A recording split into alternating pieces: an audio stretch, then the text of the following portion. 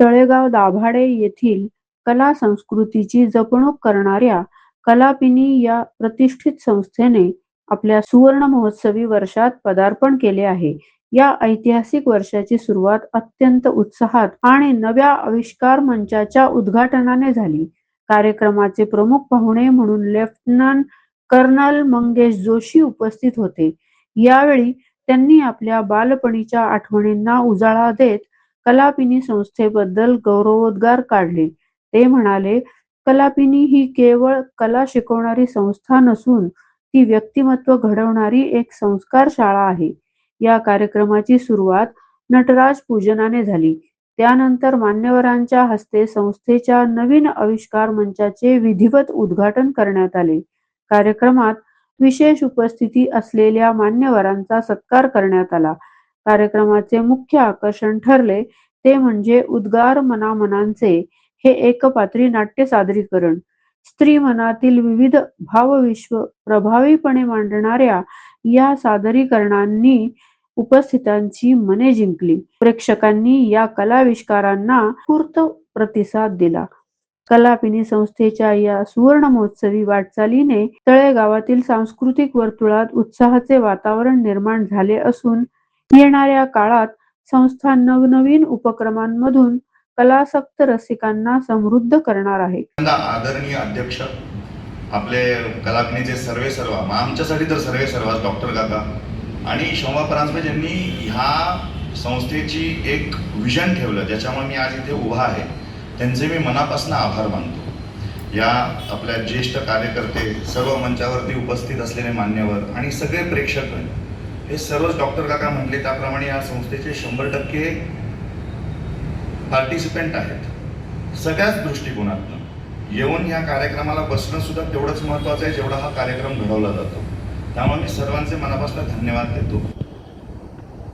आणि त्याचबरोबर मला सांगावं वाटतं की आज या ठिकाणी हा खरं तर कार्यक्रम मला प्रमुख पाहुणा म्हणून बोलवलेले आहे, किंवा मी आज लेफ्टनंट कर्नल आहे किंवा आर्मीमध्ये रुजू झालो आणि इतके वर्ष आहे, याच्यापेक्षा मला तरी असं वाटतं की माझ्यासाठी तरी वैयक्तिकरित्या आजचा दिवस माझ्यासाठी हा कृतज्ञता व्यक्त करण्याचा दिवस आहे.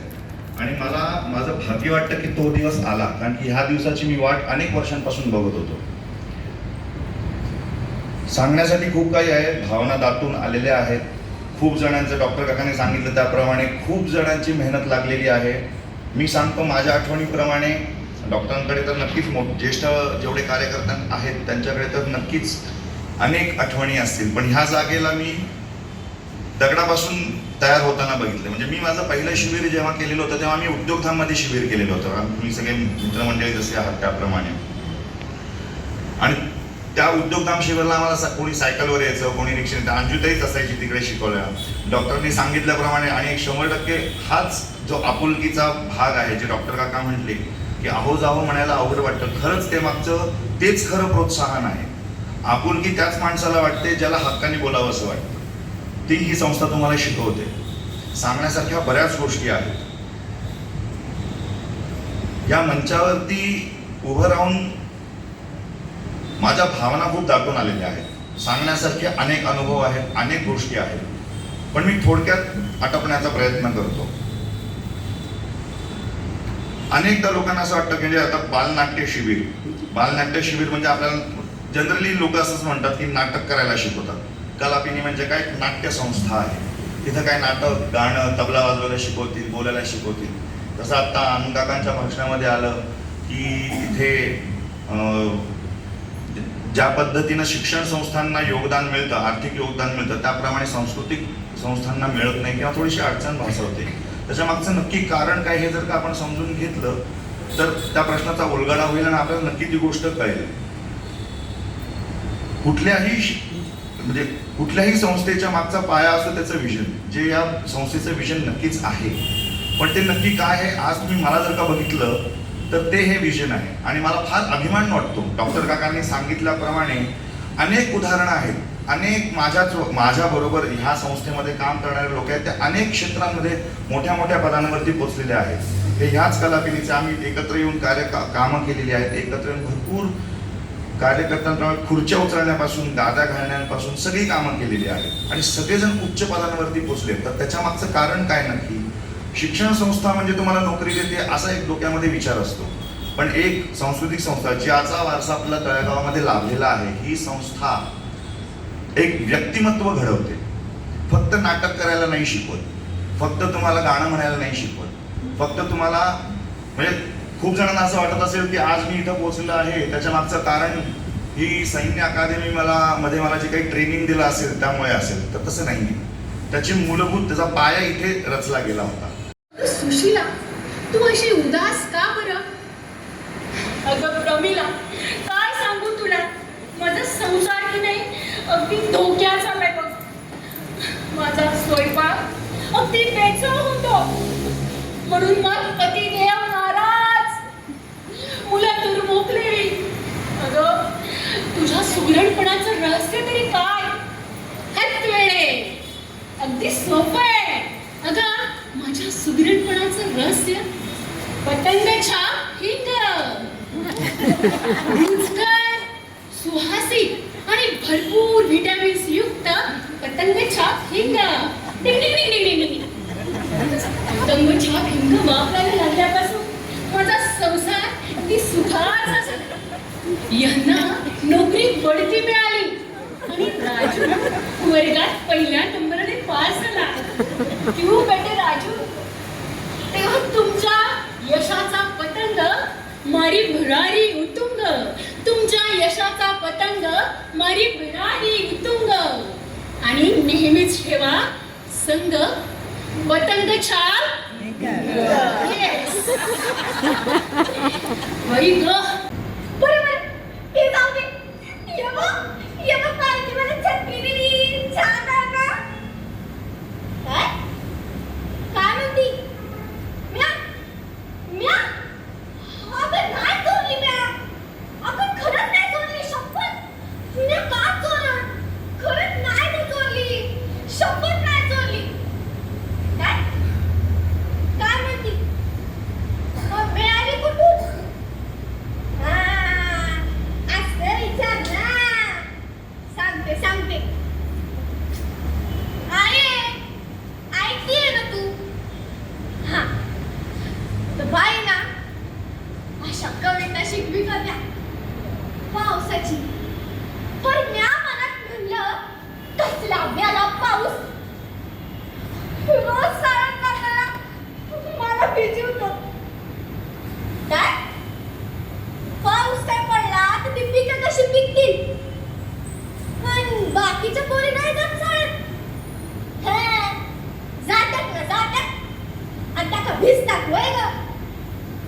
अशा रंगीत छत्र्या घेऊन येतात शाळेत. चटकन बटन दाबलं कशा झटकन उघडतात. काय वाटतं टाकून जातो शाळेत. काय नाही ना मा, ते संगापुरी हसतात का मला. आज माझी ही बुकं मी भिजतात. होय, पाऊस लय वाईट आहे ना गरीबाला. हा तर रोज माझा एवढा मेश भिजला ना की थंडीने कुडकुडत मी वर्गात बसते. मला ठाण ग, ही पुस्तकं बी मला तुझ्या बँकेत बाई देतात, म्हणूनच भेटतात.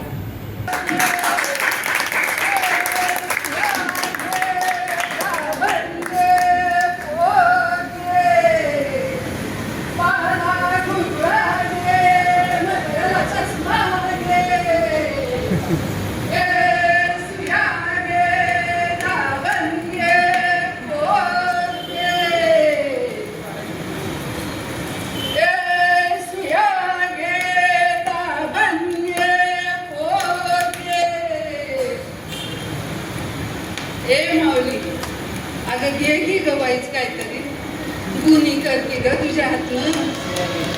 मग बाई नाही ग. ए सुया घे, पोट घे, ताबण घे. ए सुया घे, पोट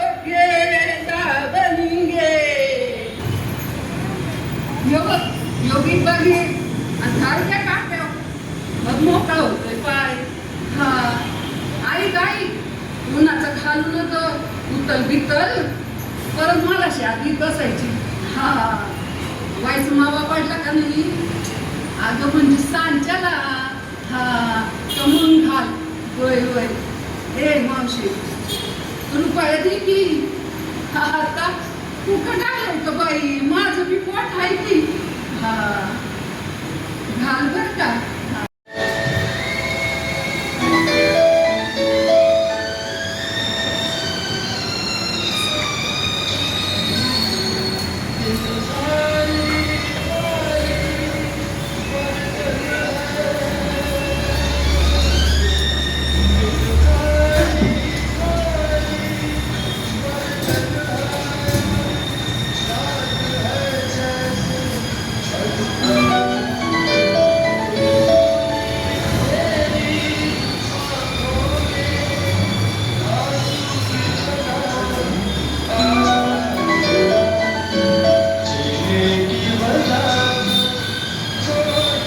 हॅलो. हा बोल. काही नाही, पडले होते. हो जरा लवकर पडले.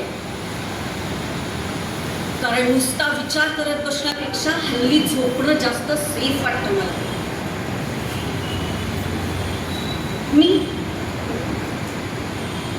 मी बरी आहे. बरी आहे म्हणजे आहे.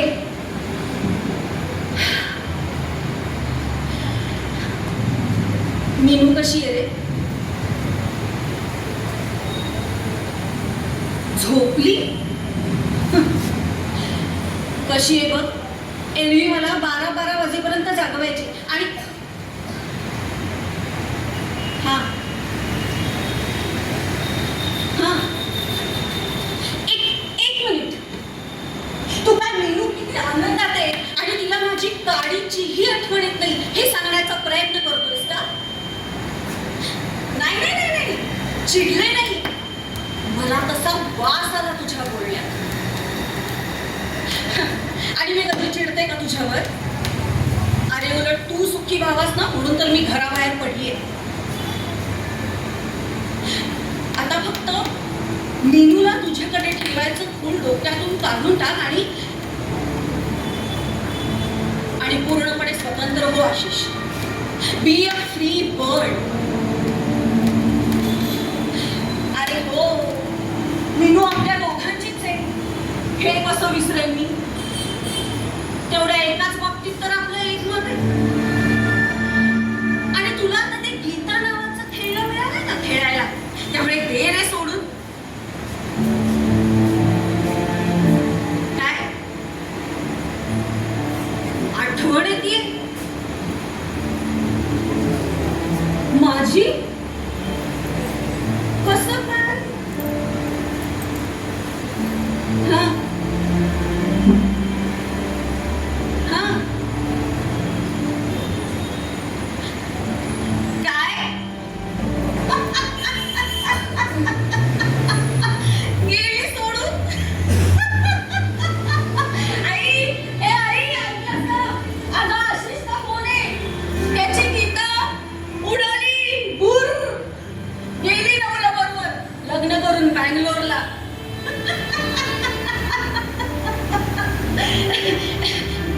Sorry sorry sorry. काय म्हणालास. हा मिळाली तुला एकदाची बस. आज शेजारची सीट पण रिकामी. रोजच आहे. रोज सकाळी उठायचं, चहा करायचा, नाश्ता करायचा, डबे भरायचे आणि धावत पळत ही बस पकडायची.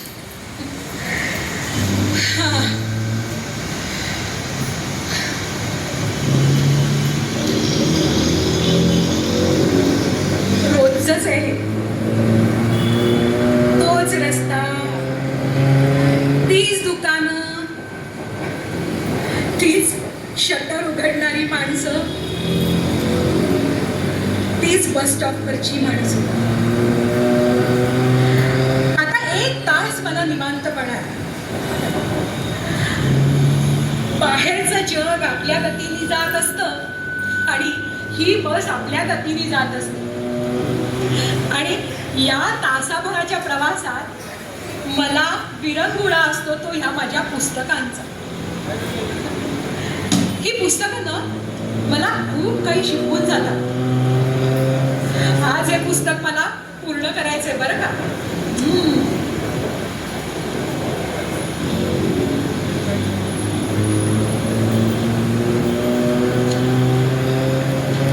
माणूस शेवटी संवेदनांनीच माणूस राहतो. अरे वा, किती अर्थपूर्ण आणि साधं वाक्य आहे ना. वाटणं आणि विचार करणं म्हणजे संवेदना.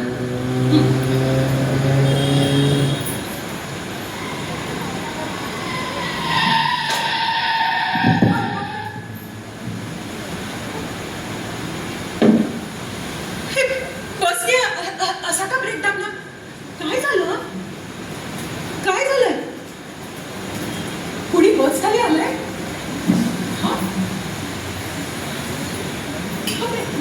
ऍक्सिडेंट? ड्रायव्हर घाबरलेला दिसतोय आणि कंडक्टर तो तर फोन झालाय. काय झालं?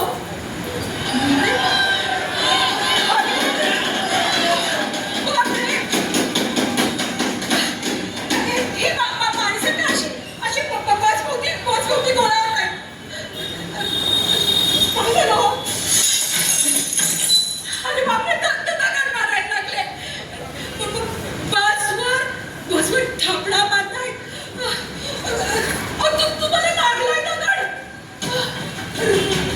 रक्त येतंय. काय झालं? ते बाईकडे रडताय. बापरे,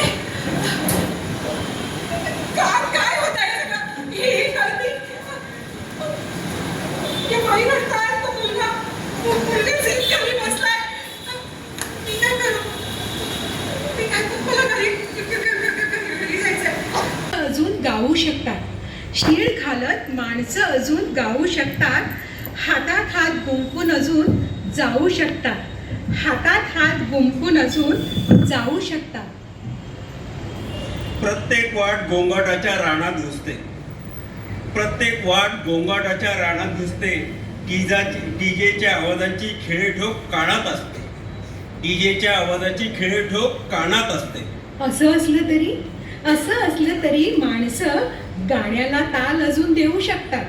असं असलं तरी माणसं गाण्याला ताल अजून देऊ शकतात. शीळ घालत माणसं अजून गाऊ शकतात. शीळ घालत माणसं अजून गाऊ शकतात. हातात हात गुंफून अजून जाऊ शकतात. हातात हात गुंफून अजून जाऊ शकतात. पुस्तकांच्या ओझ्याखाली बालपण सगळं चिरडून जातं. 11 स्पर्धेखाली कोवळं पण भरडून जातं. 11 स्पर्धेखाली कोवळं पण भरडून जातं. असं असलं तरी मुलं फुगे घेऊन बागेत धावू शकतात. असं असलं तरी मुलं फुगे घेऊन बागेत अजून धावू शकतात.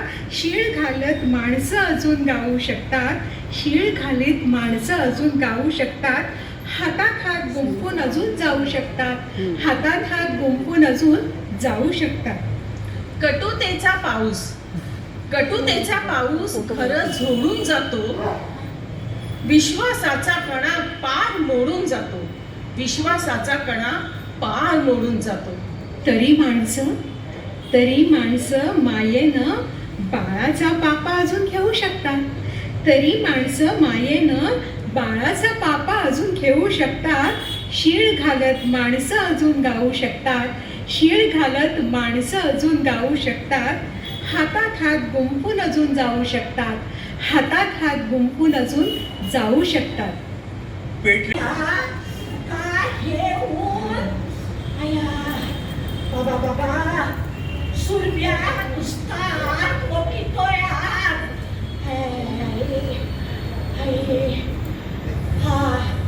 म्या लावलेल्या झाडाच्या सावलीत जरा थांबते.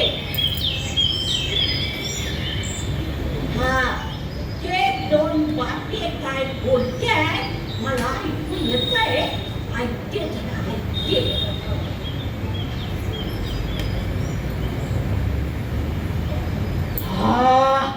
काय यो उन्हाचा ताप र. त्या बियावाली बाईचं लई उपकार बाबा.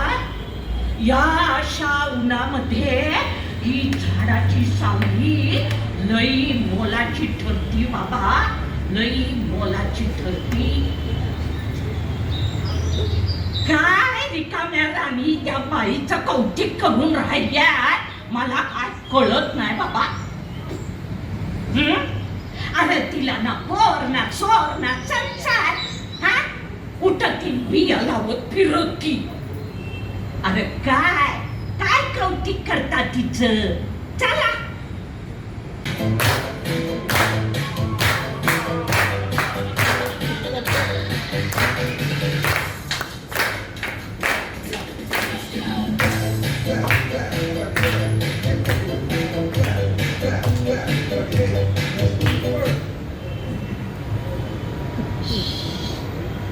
कमलेबाई,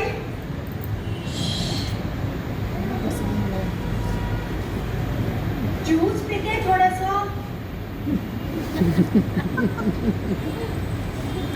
काय मंडळी, ओळखलात का मला? नाही ना. म्हणा तुम्ही कसं ओळखणार मला. मी काय कोणी सेलिब्रिटी थोडीच आहे. मी तर तुमच्यासारखी अगदी सामान्य गृहिणी. हल्लीच्या भाषेत म्हणायचं तर होम मेकर. नाही पण हल्ली सामान्य गृहिणी सुद्धा इन्स्टावरती रील टाकून फेमस होतात बरं. आणि म्हणूनच मी मुलाला म्हटलं, अरे मला शिकवशील का जरा ते इंस्टाग्राम. तर म्हणतो कसा, यंग जनरेशनचं आहे ते, तुझं काय काम आहे तिथे. बघितलं, हे असं आहे. पण मी का गप्पा बसते. मी ते इन्स्टा शिकून घेतला अनिताकडनं. अहो आमच्या मोलकर्णीकडनं. ती म्हणाली, ताई मी दाखवीन तुम्हाला रीळ कशी बनवायची ती. काय सांगते, सांगू तुला येतं. हे छान छान, हे चालेल आपण करूया. मग काय सपाटात लावला ना नुसता रीळ बनवायचा. इतक्या छान छान रेसिपी करून मी रील्स केली होती हो, इतक्या मेहनतीने. तरी माझी किंमत नाही हो कोणाला, जरा कौतुक नाही. म्हणून मुलाला म्हटलं, बघ आता माझ्या रील्स आणि कर लाईक फॉलो शेअर्स. तो म्हणतो कसा, काहीतरी टाइमपास करत असते, नुसती फालतू रील्स टाकत असते. बघितलं तेव्हा माझी किंमत नाही का कोणाला. राहिलं. मग मी दुसऱ्या दिवशी छान असे बटाट्याचे उभे उभे काप केले, ते तळून काढले, त्याच्यावर मीठ लावलं आणि मुलाला खायला दिलं. म्हटलं ही बघ नवीन डिश केली. म्हणतो कसा, अशी शाळेत आली. अगो बाई, डिश मधून काढली आणि लगेच माझी ढापली डिश कोणी तरी. आणि कसलं मी ते फ्रेंच फ्राईज का काहीतरी इंग्लिश नाव देऊन ठेवलं. मी कसं चांगलं बराटमुळं बटाट्याची शेंग नाव देणार होते हो. पण म्हटलं ना, माझी मेलीची कुणाला किंमतच नाही इथे. मग मी ठरवलं, आता अजून एक नवीन पदार्थ करायचा. मी काही माझा हट्ट सोडला नाही. मग मी पालकाचा शिरा केला हो. काय दिसत होता म्हणून सांगते तुम्हाला. काय त्याचा रंग, आहा अप्रतिम. घरातल्याने कोणी खाल्लाही नाही आणि डुंबून पाहिलाही नाही. म्हणून मी म्हटलं घरातल्या मांजरीला देऊया. तर कसली रबाय, बघितला तुला नाही डुंबून. म्हटलं जरा कुत्र्याला तरी देऊया, त्याला तरी कळेल. तो तर अजून छान. अहो डुंबून वास सुद्धा घेतला नाही की पाहिलं सुद्धा नाही. पण तेवढ्यात मला दारावरून जाताना एक गरजू दिसला.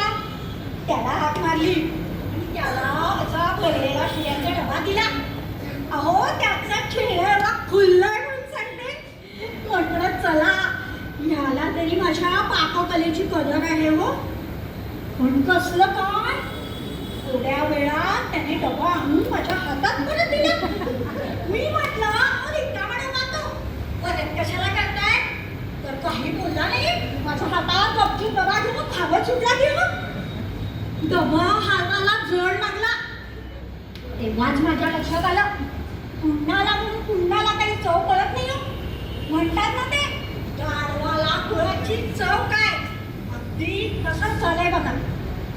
पण हे एकंदरीत आता माझं रेसिपी प्रकरण बघून मी त्या करायच्या बंदच केलं. मग मी युट्यूबवर नेटवर वगैरे छान छान अशा वस्तू बघायला लागले.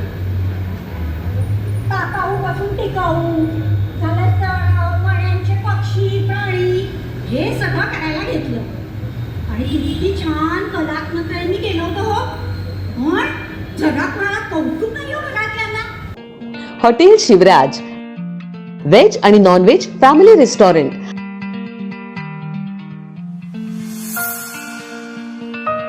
आमची खासियत स्पेशल रावण थाळी, मालवणी फिश थाळी, पैलवान मटन थाळी, बकासूर कडकनाथ थाळी आणि स्पेशल बुलेट थाळी. याशिवाय स्पेशल कडकनाथ चिकन, स्पेशल गावरान चिकन, स्पेशल मटन भाकरी, पॉपलेट, सुरमई, प्रॉन्स, मांदेली, चायनीज, कबाब, तंदूर आणि बरंच काही. फॅमिलीसाठी स्वतंत्र बैठक व्यवस्था. आमची बुलेट थाळी ही 4-5 जणांसाठी अगदी पोटभर आहे. एका माणसानं एका तासात ही थाळी खाऊन दाखवा आणि बुलेट जिंका. आमचा पत्ता हॉटेल शिवराज, पुणे मुंबई जुना हायवे, भेगडे लॉन्स जवळ, वडगाव मावळ, जिल्हा पुणे. आमची शाखा रामकृष्ण मंगल कार्यालया शेजारी, कान्हे फाटा, तालुका मावळ, जिल्हा पुणे.